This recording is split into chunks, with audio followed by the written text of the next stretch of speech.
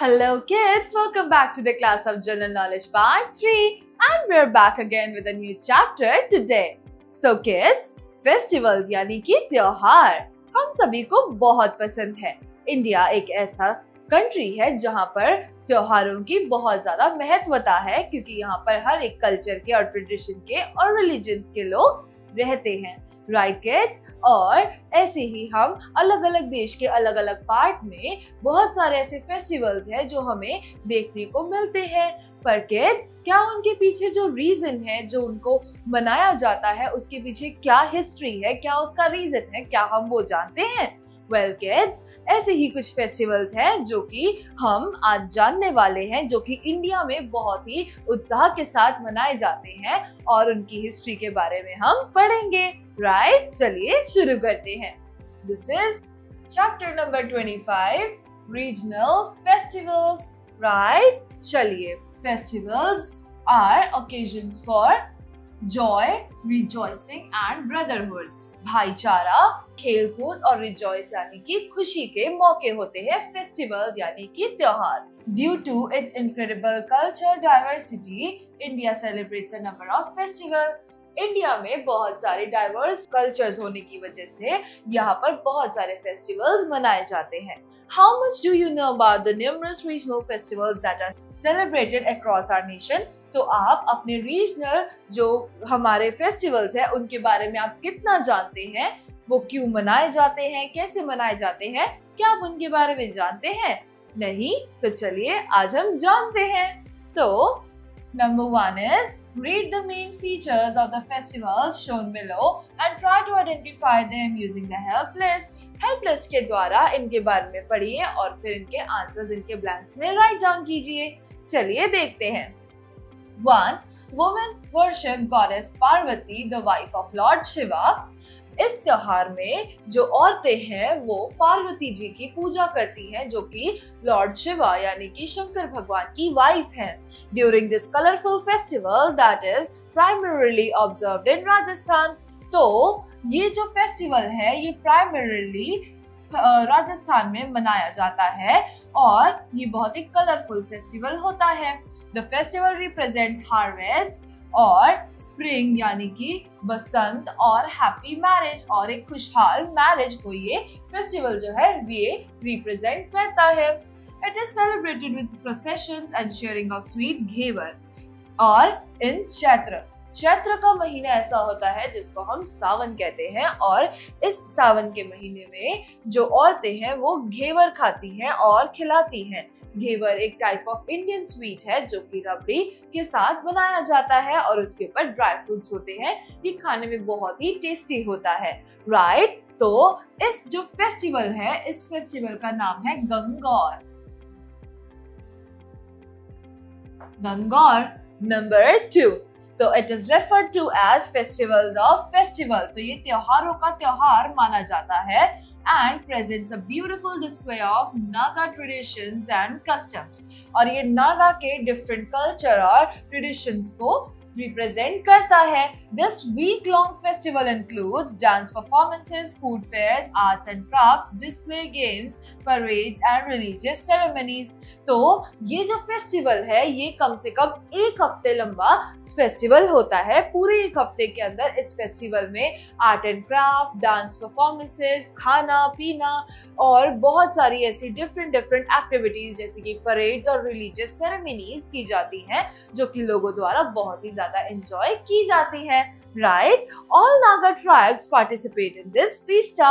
और जितने भी नागा ट्राइब के लोग होते हैं वो इस फीस्टा में बहुत ज्यादा खुशी से और उत्साह से पार्टिसिपेट करते हैं। तो इस फेस्टिवल का नाम है hornbill festival. Hornbill festival. Next, number 3, the biggest celebration in Kerala welcomes the harvest season and honors King Mahabali, whose spirit is believed to visit his people at this time of the year. तो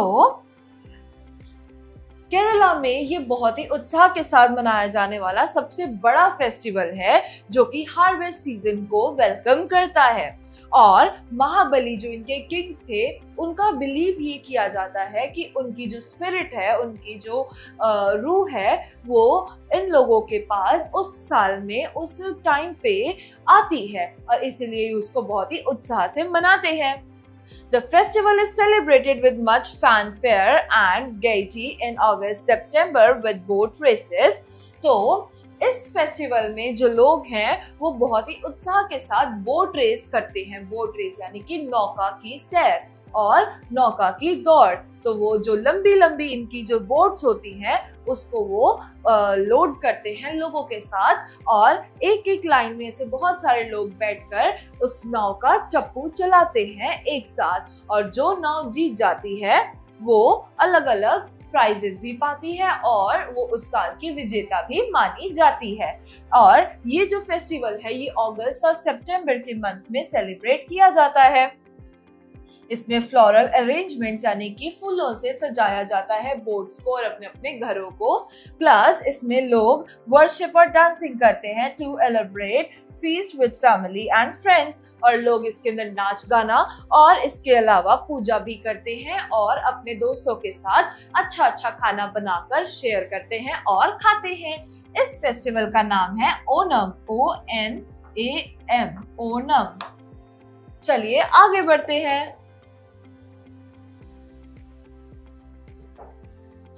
Number 4, celebrated in Hemis Monastery of Ladakh in June and July।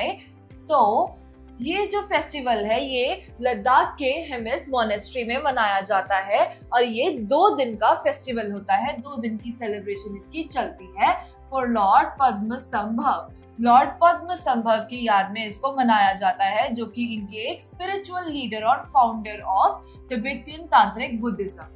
तो Tibetan तांत्रिक Buddhism के वो founder थे और इसीलिए लोग इनको बहुत ज्यादा मानते हैं और उन्हीं की याद में इस फेस्टिवल को वो मनाते हैं। The highlights of the festival include the charm dance.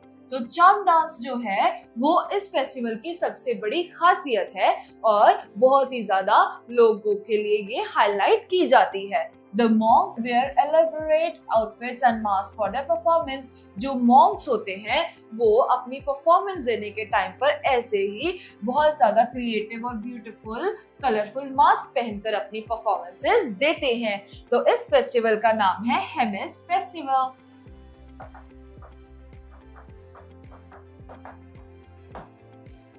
Next, number 5 है an ancient Hindu festival.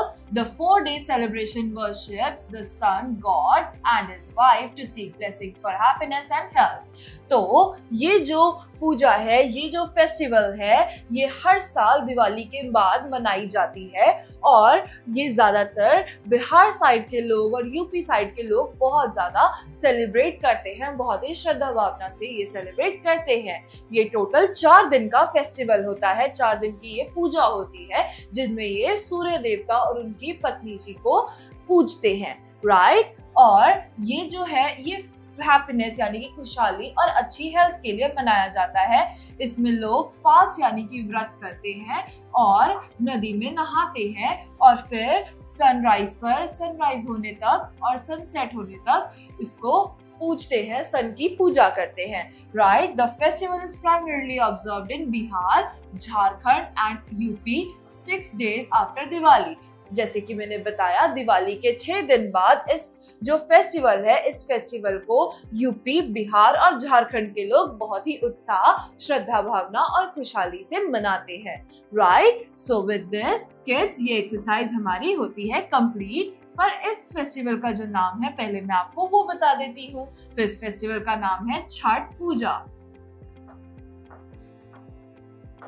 ये है छठ पूजा। तो हमारी एक्सरसाइज ये वाली होती है कंप्लीट। अब हम एक्सरसाइज नंबर 2 देखते हैं जो कि है एक festive quiz. Number 2, how well do you know Indian festivals? आप इंडियन फेस्टिवल्स को कितना अच्छे से जानते हैं? Try this quiz to find out. इस क्विज को ट्राई करके जानिए। Number 1 is which festival marks the passage of sun from southern to northern hemisphere?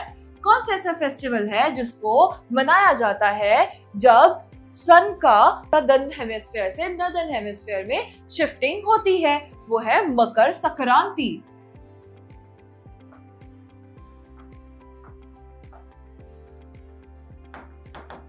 Makar Sankranti. Number 2, with which festival is the demon king Hiranyakashyap associated?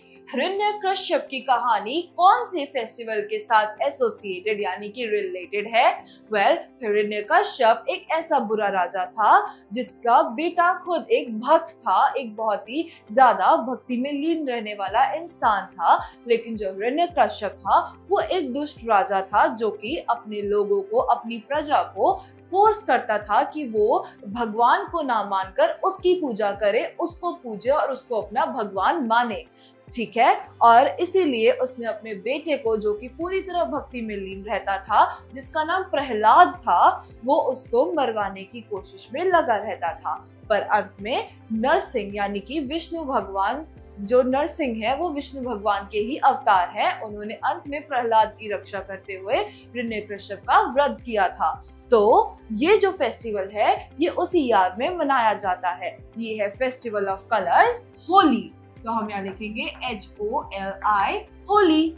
Number 3, which festival has features of decorated and painted eggs? कौन सा ऐसा festival है जिसमें decorated और painted eggs बनाए जाते हैं? Eggs जो होते हैं उनके ऊपर बहुत सारे अलग अलग पैटर्न्स और उनको पेंट किया जाता है, उनको सजाया जाता है। तो इस फेस्टिवल को कहते हैं ईस्टर। तो हम यहाँ लिखेंगे EASTER, Easter. Number 4, name the major regional festival of Assam. Assam का मेजर रीजनल फेस्टिवल कौन सा है? वो है बिहू। तो हम यहाँ लिखेंगे BIHU, बिहू। चलिए अब लेट मी आंसर पढ़ते हैं। Let me answer, give the name of any 2 regional festivals in India. किसी भी 2 इंडिया के रीजनल फेस्टिवल्स का नाम बताइए और अपनी नोटबुक्स में भी राइट डाउन कीजिए। Next is info bits. Info bits पढ़ते हैं। In China the dragon dance ushers in the new year. तो चाइना में न्यू ईयर पर एक ड्रैगन डांस किया जाता है। It is believed that the dragon wards off evil and brings in good fortune. ये माना जाता है कि वो जो ड्रैगन है वो बुराई को हटाकर, बुरी चीजों को हटाकर, नेगेटिविटी को हटाकर गुड फॉर्च्यून, गुड लक और गुड वाइब्स को वेलकम करता है। So with this, kids, we are done with another chapter of General Knowledge Part 3. We will be back again with a new chapter in a new class. Till then, bye-bye and take care.